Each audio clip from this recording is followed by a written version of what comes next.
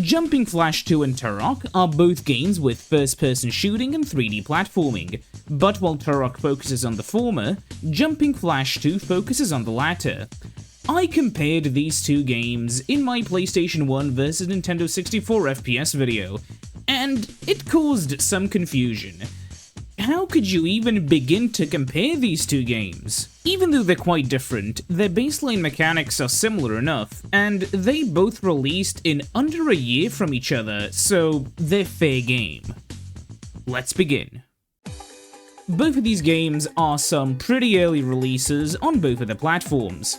Jumping Flash 2 is the third 3D platformer made by Exact, and it released a whole 2 months before Mario 64, the second and first 3D platformers being Jumping Flash 1 and Geograph Seal. Exact, later Sugar and Rockets, also developed the third Japanese exclusive game. Then they were absorbed into Japan Studio, which made games like Ico and Shadow of the Colossus, and now they're Team Asobi, and they made Astrobot. This game has the advantage of being a refinement of a very good concept. A mech game where you can platform in 3D. Turok was Iguana's first attempt at a first-person shooter, coming out in 1997, a little bit before GoldenEye. They took some ideas from existing FPS games and decided to embrace a fully polygonal environment. As they did this, they also took the jumping idea from games like Duke Nukem 3D, and with that, they added some platforming sections into their FPS. Iguana was later absorbed into Acclaim Studios Austin, they made some more Turok games, then Acclaim went bust in 2004. The owner of Iguana Entertainment was fired in 1998, formed Retro Studios, which made Metroid Prime, but he wasn't really present there anyways, so Nintendo bought out all of his assets and absorbed the company months before Metroid Prime could even release. Jumping Flash 2 has tank controls, but it's not that bad at all. You have 3 jumps, and the camera points down when you do your second or third jump so you can actually see where you land. While holding the jump button, you also no longer have tank controls. This way, it's pretty easy and natural to aim where you land. You can also hit square to shoot and circle to fire off a special weapon, while holding R1 or R2 lets you look up and down with the D-pad, and it also stops the camera from looking downwards while jumping. The Turok control scheme is sort of usable, but only if you enable the left-handed setup in the options, so the D-pad moves you, the stick aims, Z shoots, L jumps, A and B go through your weapons, and the C buttons change you between running and walking. But unless you're using an emulator or you physically rewire your controller, you can't uninvert your aim. Not until the third game. Yeah, you're stuck with inverted aiming. Horrible, I know. The aim also recenters as soon as you let go of the stick, meaning that if an enemy is up above you or down below you, you can't really hit them without jerking the camera all the time, and the tight FOV really makes you motion sick while playing this. Thankfully, the auto-aim is relatively generous, at least on the horizontal side of things, but vertically, you will have some trouble. The jumping in this game is also completely horrible. You never have a clear idea of where you're standing unless you have your map open or you're staring at the floor, and you need to do tight jumps in order to progress, and sometimes when you can fall into a pit you can just retry, and other times you just die. Sometimes you don't even see the pit due to the camera's low vertical FOV, until you fall in of course, and everything feels bullshit. The worlds in Jumping Flash 2 are pretty big, and the draw distance rarely feels like it's getting into the way of the experience. The worlds, weirdly enough, don't actually feel too big, mainly because you can move around so quickly while jumping that you sometimes need to slow down a little to appreciate the scale of the levels and also all the things in them. You have to collect these 4 little thingamabobs called moo-moos, 4 of them in each stage, sort of. Each world of Jumping Flash has 3 levels. There are 6 worlds. Levels 1 and 2 of worlds 1 to 5 are standard stages. 2-2 and 4-2 are indoors, while the rest are outdoors. The final level of each world and 6-2 are all boss fight stages. Yeah, the game only takes about an hour or so to go through once.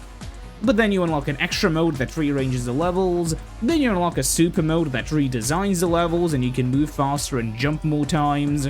There's also a hyper mode that gives you all the things like in the super mode, and also it rehashes the extra mode instead, and you just need the 12 performance medals to get it. Some require you to just beat the game, some of them require you to collect all the moo-moos in a specific order, beat the level without shooting anyone, completing all the bonus levels. There's a lot. I recommend using a guide for this one. But the main course, yeah, it's only an hour long, even though there's quite a lot of content if you just want to fully experience Jumping Flash 2, same with the first game actually. But there's also a time attack mode if you're, you know, into that stuff. Turok's worlds are, well, barren. Yeah, there are a few rocks here and there and some trees, but they're surrounded by walls of repeating textures, a dense fog covering the entire world and everything within it. You need to collect keys to progress, and unlike in Mario 64, you need all of them. The levels are like half linear, and there's 8 of them while the first one doubles as your hub world. They sometimes loop back in on themselves with portals and gates, and that can make traversing the worlds really confusing sometimes.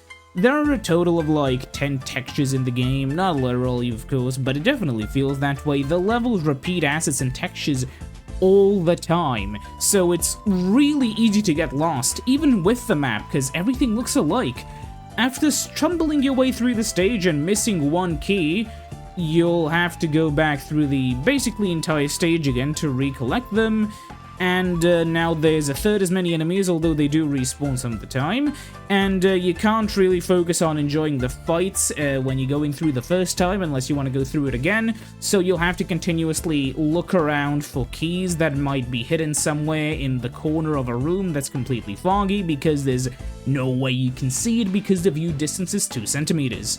The levels also feature puzzles that are just frustrating, cryptic, and as I said earlier, enemies will just randomly respawn, sometimes just chipping away at your health as you're desperately trying to figure out what you need to press where in order to go through the level.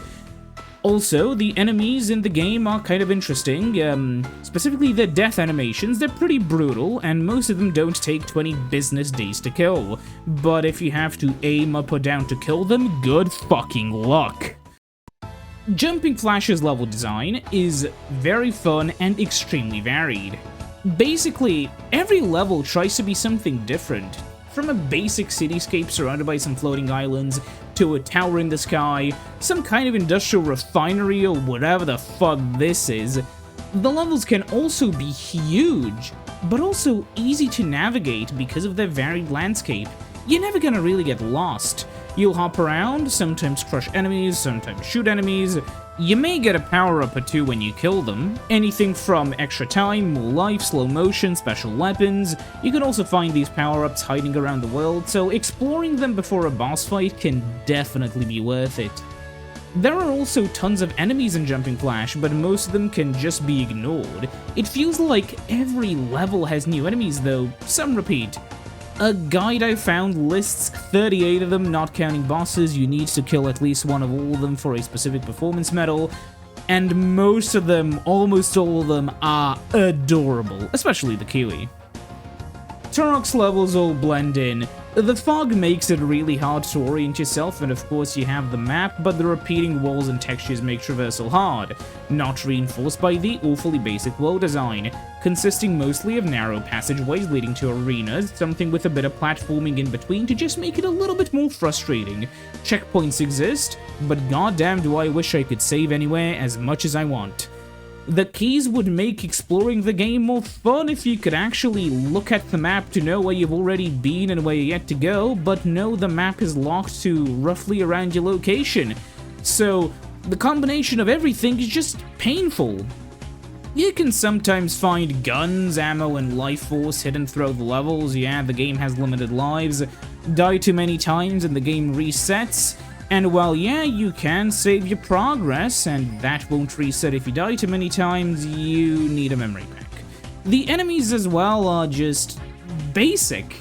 They're mostly either just hit scan or they chase you, and while one of them can chip you from miles away at an angle you can't hit, the other guys can mostly just be ignored as they can't do anything to catch up to Turok. They're nowhere near as fun as the enemies in Doom or Quake. Finally, boss-wise, Jumping Flash has 1 at the end of every world and 2 bosses at the end of World 6, in total 7 of them. None are particularly difficult if you know what you're doing, but they do require at least some intelligence and understanding to destroy. Turok has 5 bosses. 2 of them at the end of level 3, 1 at the end of level 5, and 2 at the final level 8. Though the ones at level 3 and level 8 are basically 2 phases of the same boss, so yeah. Jumping Flash cost around $40 on release from what I could find. Turok cost $80. Jumping Flash also allowed for password saves and also had a memory card slot. And while Turok was a longer game, it didn't appear on the EGM's top 100 games list, and more importantly in my opinion, really didn't justify the cost. Look, I understand the cartridges were more expensive, but come on man, $80 for an 8MB cart? That's by the way why the game has like 10 textures and stuff. Small cartridge games were generally cheaper to make, so why this one was $80, I don't know. For reference, at the time on the PlayStation, you could get Doom, which was both Doom 1 and 2 for $40, and Final Doom for another $40, and all the way back in 1996, so way more content for the same price. I'm not gonna say Turok was a bit of a ripoff for $80 on the PlayStation, but like, if you waited a bit more, you could have gotten Doom 64, which was way better. Let's look at the actual graphical fidelity, because graphics do sell games, or at least they did back in the 90s. Turok tries to look realistic, and regardless if you think it does or doesn't, it looks bad. It just does. The lighting, which is barely there, makes the environments look overcast and miserable, like Turok is running between some high-rise buildings in Romania. The only place with real-life dinosaurs, of course, so I guess it makes sense. The fog makes the levels feel weird, but in a negative way. It's distractingly close.